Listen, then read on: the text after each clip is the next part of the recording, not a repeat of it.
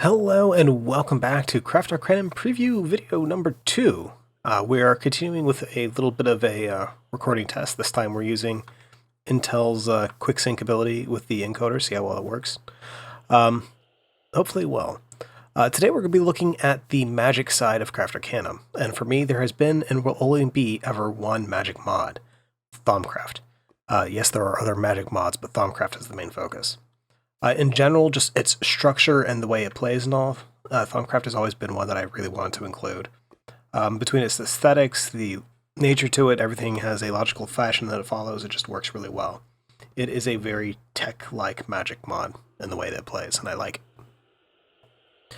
Also, one of the reasons why I honestly say I like it is because of all the add-ons for it. The add-ons are fantastic, which we have a slew of inside of here. If we go ahead and pop this open, we can actually see all the tabs and stuff we have here. We have Jamac Tinkerer, which is, of course, a favorite by many people.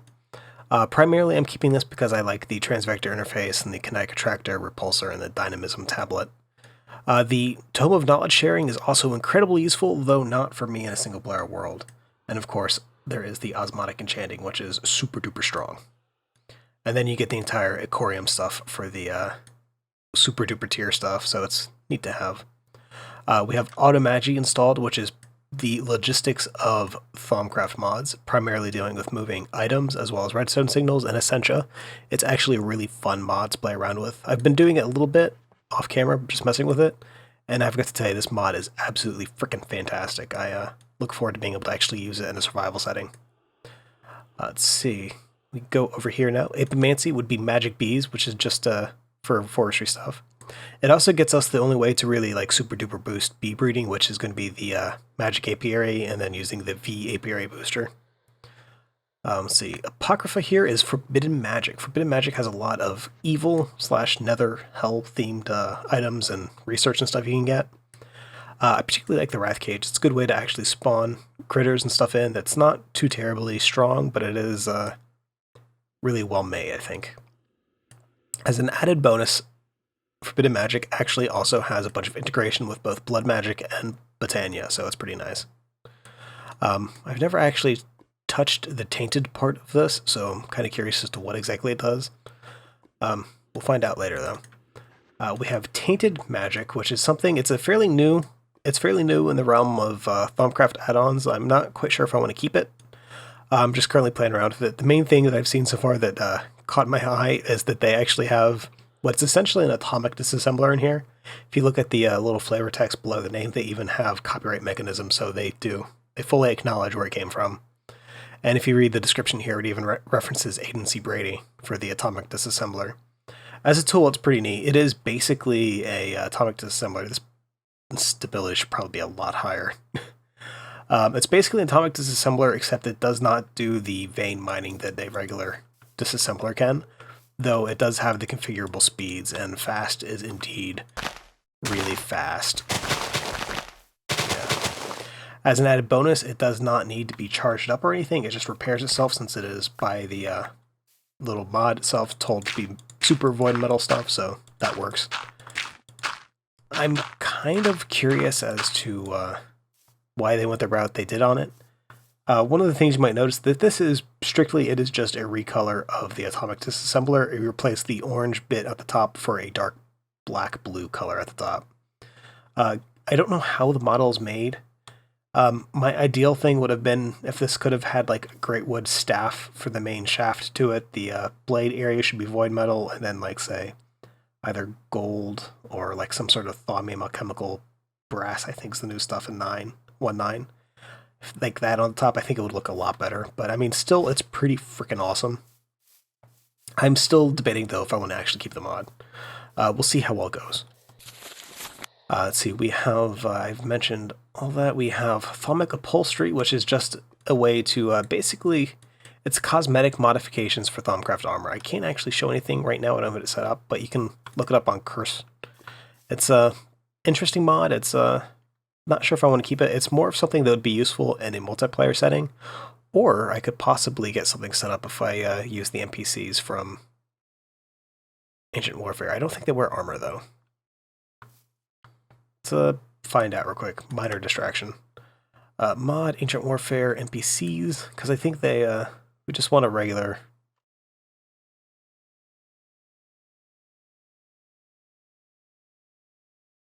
Let's go ahead and get the worker. Worker, he has no food, I'm so sorry. You can give them armor. Let's go ahead and check this out. Congratulations, you're going to be a cultist. Cult? There we go.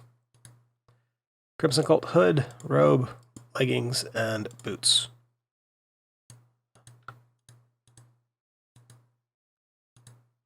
Cannot shift click in there. That is unfortunate. What do you look like? Oh yeah, that's just freaky. Oh, that's awesome. And let's give you a Thaumic disassembler as a tool. Yeah, you don't want to mess with this guy. Oh, the scale of that thing is stupidly big. That needs to be like a third of the size that it is. Alright, we'll just leave him there doing his thing without food. Manual order slot, upkeep order slot. So yeah, he needs home. He needs a home, he shall not have one. Moving on, okay.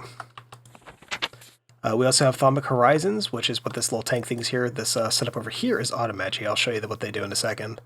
Thaumic Horizons is a really good mod focusing mostly, it's got a bunch of stuff like add-ons for like the goggles revealing stuff, but it also has a really large chain that focuses around imbuing creatures with effects.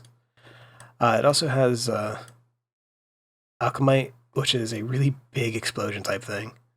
And Falmium boats. They, as far as I know, they actually work in lava, and they don't break, so that's awesome. There's also a bunch of stuff down here that focuses more towards, say, the higher-end Thaumcraft stuff, including the Transduction Amplifier, which gets you more Centivi out of a energized node. If you use too many of those, though, the node goes boom. You don't want to do that. I think the Vortex... What is it? Vortex Attenuation? I think that, like, tames a hungry node. Good luck with that, though. And then you can make, like, Voidling Golems and stuff. Pretty neat stuff. This Void Putty is neat stuff. You can use it with pretty much any item, and then it resets the damage back to full. It only works on stuff that's actually attracted by meta values, though. And last but not least for Thaumcraft add-ons, we have Witching Gadgets, which actually offers a lot of stuff. It's a kind of a variety mix, but it's actually well done.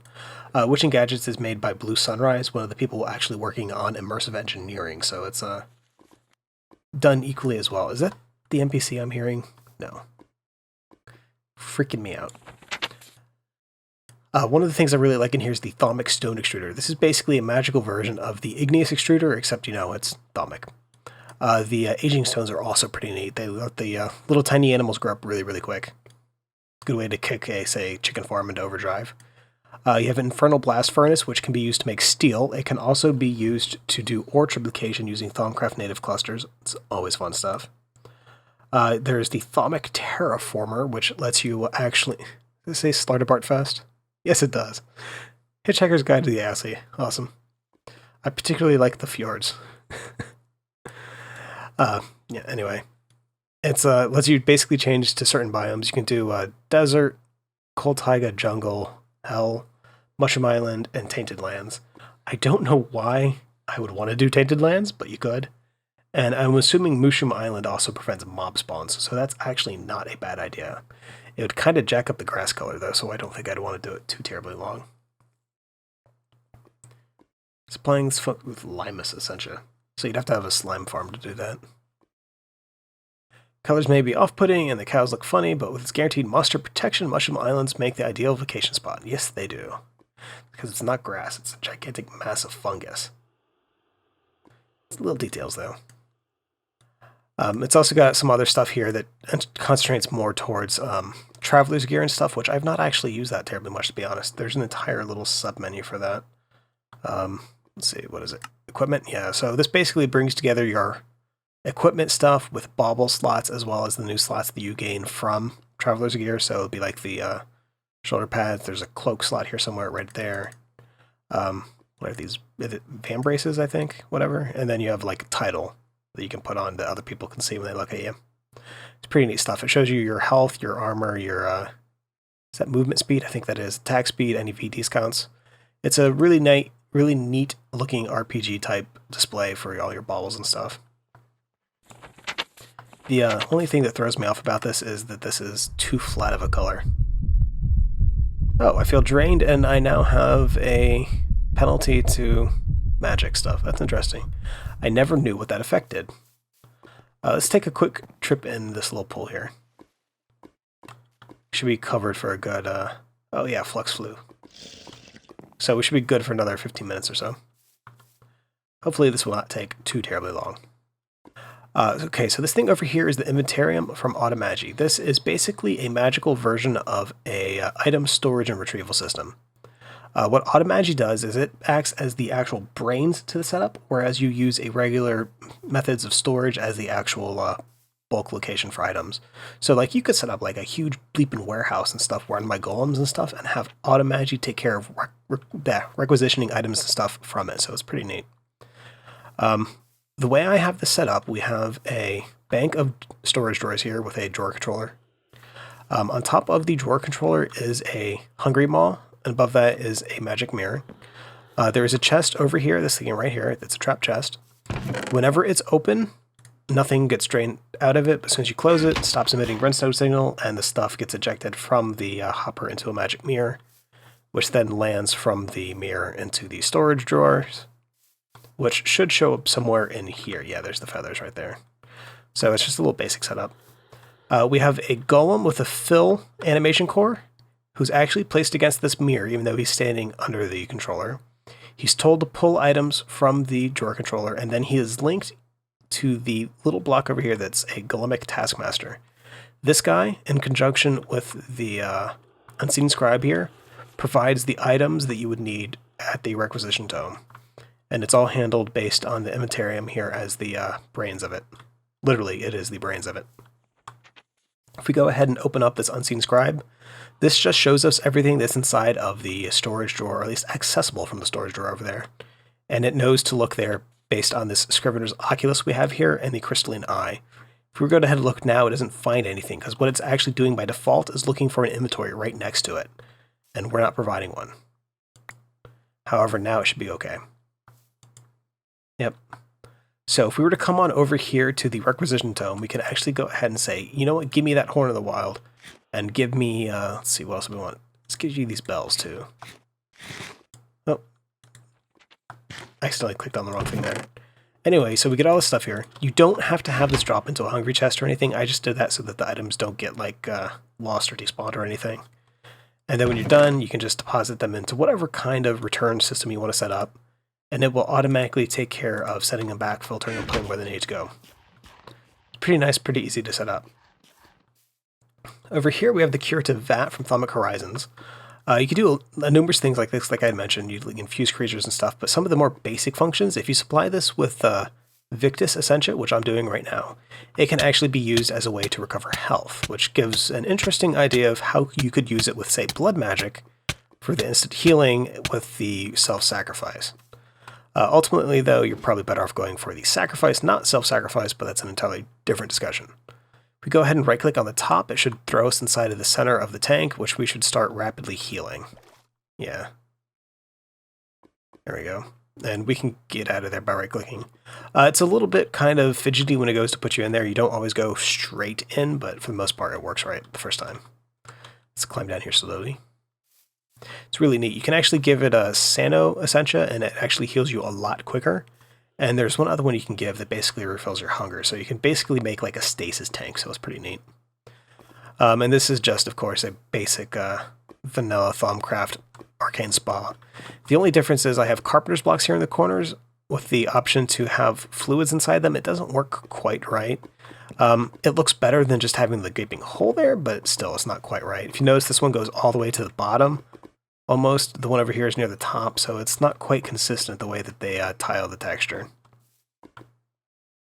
I do like this basalt and marble tile from Blue Power, though. That thing looks so fantastic.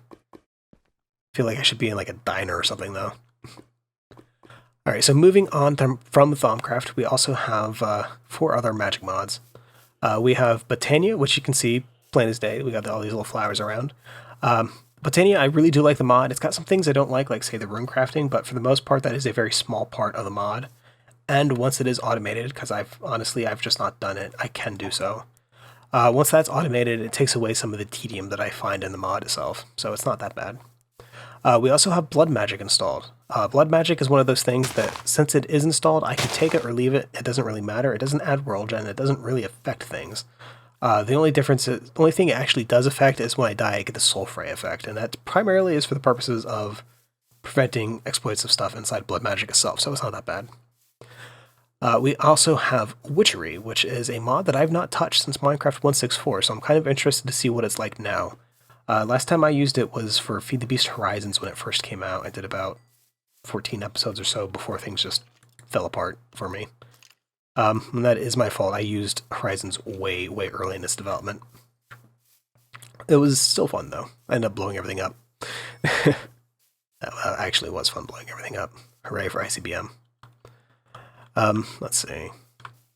I'm kind of curious to see the way that things have changed in that mod, though, because it's been quite a while since I used it. By the way, totally unrelated, did you know that you could set Carpenter's blocks set a rail over Carpenter's blocks and it will fill the empty space like that? That is so freaking awesome. And some mod, I'm not sure which, is letting me treat tracks as stairs so I can walk up them, so that's even more awesome. This guy over here is still not doing anything. So we also have Clockwork Phase. This was actually a suggestion that I got in my last video. I was considering doing it at one point, but to be honest, it had thrown me off just because of the textures. I don't particularly care for the super high-res textures it has in comparison to regular Minecraft. However, I'm willing to give it a shot, and for the most part, it only adds one block to world gen, so it's something I can usually ignore if I don't really need it. The thing about Clockwork Phase that I can't turn a blind eye to, and it will drive me absolutely batty, is the insistence that certain blocks keep changing case for their names. To say I don't like that would not begin to express my displeasure at having something like that in game. More than likely, I'm probably going to have to change that myself in a resource pack, because this is stupid, I'm sorry. I'm sure the mod has some really awesome stuff. I cannot stand looking at that. I know I'm a bad person. Let's see. The final magic mod that we have actually is a big one. It's probably actually bigger than any of the other ones mentioned, and that is Chromaticraft. You see these colorful trees in the distance? That is Chromaticraft. This little flower here growing is Chromaticraft, and this little huge pylon thing over here is also Chromaticraft. This is a magic mod that was made by Rika, the same person who made Rotary-Craft, Electrocraft, and all that kind of stuff. It, as opposed to the other mods, is not one that you can technically play for. Chromaticraft, you actually have to unlock research by exploration, by finding things, by finding research notes and stuff. So you can't just plow through it. This is something that you will do while you're doing other stuff, which actually makes it quite nice for the kind of pack that I want, because I do want to be able to explore and find new things. That's I like that kind of thing. This little pylon here is actually quite dangerous. It attacks you if you get kind of close. As far as I know, it actually harms any living entity that gets close to it, so... Oh! Too close. So you got to be kind of careful. Plus you get this little warning effect around the screen. You can kind of see it. It's probably easier to see towards the bottom left of the screen on the grass, since it's the color's got a good contrast to it. That's just letting you know you're near a pylon, and the more pronounced the effect is, the closer you are. Yeah, let's get out of here. Anyway, you can get some pretty neat stuff out of Chromaticraft, and it does have some tie-ins to... I thought that chicken was going for a second. It's the flower. It does have some tie-ins to Thaumcraft, so that is useful. You get experience for breaking the flowers. Huh. I do not have a lot of experience with Chromaticraft, so as I use it, it's going to be a learning experience for me, so we'll see how well that goes. Speaking of awesome, this is a thalmic iconograph. It's basically a camera that has a thermometer stuck on it. Rather than it teaching you the aspects of a block, it teaches it to a plate that you can then give to other people so that they can use it instead of having to scan the item themselves. So you could literally make like an index library of all the things in Minecraft so that people could like look at them, click on the thing, get a picture, learn the aspects of it, and then just move on that way without ever having to see the item. Be really neat for like a library or a grand study type thing. That's pretty much it, though, for the magic mods for the pack that we have in here so far. I'm keeping an eye out for anything that might fit or go well, or seeing anything that doesn't fit well enough and might need to come out. For the most part, though, I'm fairly set on having, for sure, Botania Blood Magic Witchery. Clockwork Phase is up in the air at the moment. I need to actually play around with it a little bit more, see if it actually does anything that is worth keeping it for, because I honestly just don't know. If it is worth it, we'll keep it. If it's not worth it, it'll definitely... getting rid of it if it is an option. We'll see what it does. We will see. Chromatograph, though, we are also going to keep, or at least I think we're going to keep. There's one or two things I need to see if I can get working quite right with Chromatograph. Every now and then I get a blank screen after I get hit by one of the little shader effects for this thing. As far as I know, that should be fixed, but I'm also not on the newest version of Chromatograph. There needs to be an update pushed, so we'll see how that turns out. Alright, so I want to go ahead and thank you for watching this little video about Craft Arcanum. If you have any questions or comments, I will gladly appreciate seeing them in the section below. And I will see you next time with a look at the remainder of the mods, focusing more on the utility stuff and the general purpose things. Until then, have a good day, and I will see you later.